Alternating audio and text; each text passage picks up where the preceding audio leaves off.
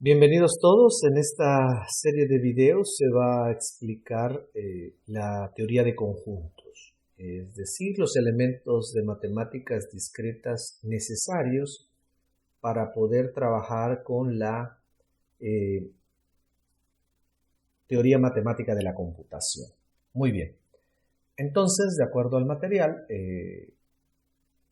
lo primero que se tiene que aprender es la definición de conjunto, ¿no? Entonces vamos a ver qué es un conjunto. Muy bien, pues la definición de conjunto es bastante directa y un conjunto no es más que una colección de objetos. Cada uno de los objetos que conforman el conjunto son llamados elementos o miembros. Y generalmente lo que se hace es, para representar un conjunto, es utilizar las letras mayúsculas y sus elementos con letras minúsculas. Esto aplica para la notación común o los ejemplos iniciales de lo que es un conjunto. Bien, entonces vamos a ver un ejemplo clásico de lo que es un conjunto. Bien, pues aquí tienen un conjunto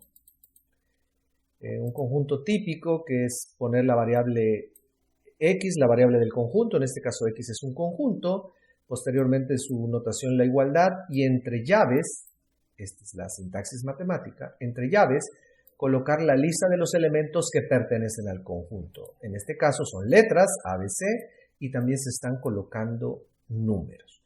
Entonces, pues aquí podemos ver que este conjunto contiene cinco elementos. Muy bien. ¿Cuál es la importancia del conjunto en esta disciplina? Es clave entenderlo porque, muy bien, vámonos a una presentación. Y en esta presentación lo que su servidor trata de ilustrar es, bueno, ¿por qué se le llama matemáticas discreta? Bueno, vamos a suponer que hay una matemáticas que se llama tradicional, porque esto no es tanto así, es como una clasificación empírica, pues. Entonces, las matemáticas son matemáticas y punto, ¿no? Pero para hacer una diferencia con las discretas, a la matemáticas que conocemos le vamos a llamar tradicional. Bien, y aquí viene la primer diferencia importante, ¿no? La matemática tiene, vamos a llamarle así, tiene primitivas. Entonces, lo que está del lado izquierdo de la presentación son los elementos de la matemática tradicional que cualquier estudiante de nivel profesional pues ha llevado a lo largo de su vida, ¿no? Entonces, en la matemáticas tradicional, comienza con el número. Y el número, bueno, pues históricamente se han encontrado las primeras representaciones numéricas en los años 7000 antes de Cristo, ¿no?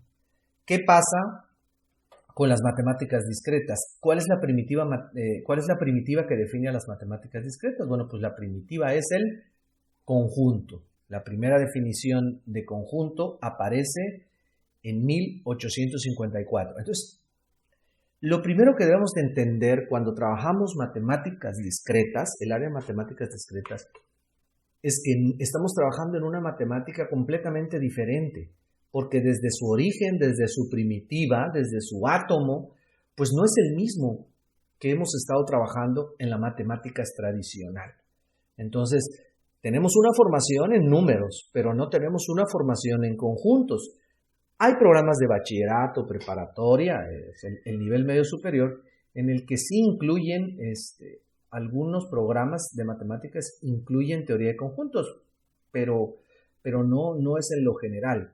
Entonces, su servidor está suponiendo que es la primera vez que se están enfrentando a este concepto matemático, ¿no? Entonces, bueno, la primera diferencia, y muy importante, es que esta matemáticas arranca con una primitiva diferente al número, el conjunto.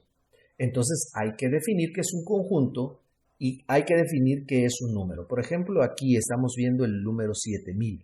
En sí, ¿qué es un número? Bueno, pues un número es un símbolo.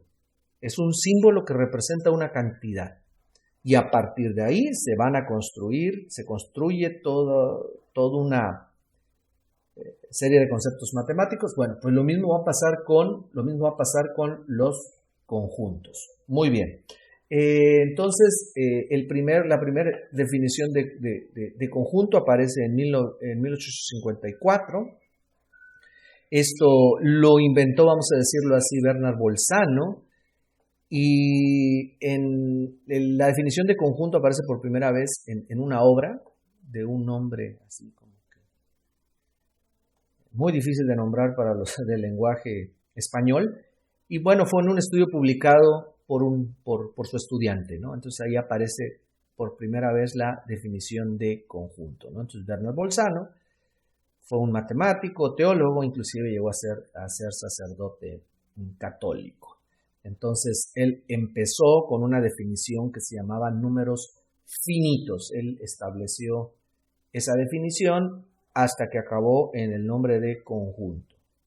Y quien lo formaliza matemáticamente es George Cantor, ¿no? Entonces, el matemático George Cantor, el alemán George Cantor, fue el que formaliza la teoría de conjuntos, ¿no? Entonces, George Cantor es alemán y Bernard Bolzano es checoslovaco. Entonces, ellos son los pioneros, los padres de lo que es la teoría de conjuntos. Muy bien. Entonces, regresando a nuestro material,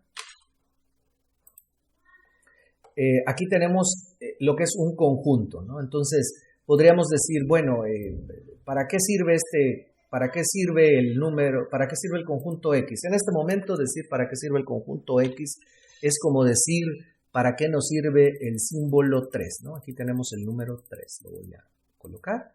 Bueno, ¿para qué nos sirve el número 3? Pues simplemente el número 3 es un símbolo que representa una cantidad.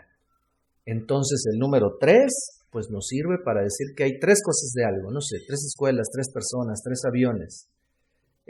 ¿Para qué nos sirve el símbolo X? Pues en este caso no tiene una utilidad práctica, pero si de repente quito este 0 y le pongo, bueno, hago un pequeño cambio y pongo A, E, I, O y U, bueno, pues aquí tal vez el conjunto empiece a tener cierta utilidad práctica.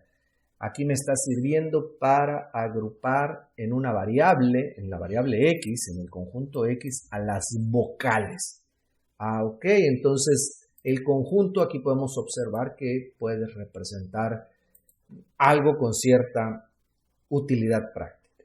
Entonces, este es el principio de la teoría de conjuntos. Entender que estamos trabajando con algo completamente nuevo, con una primitiva matemática completamente nueva.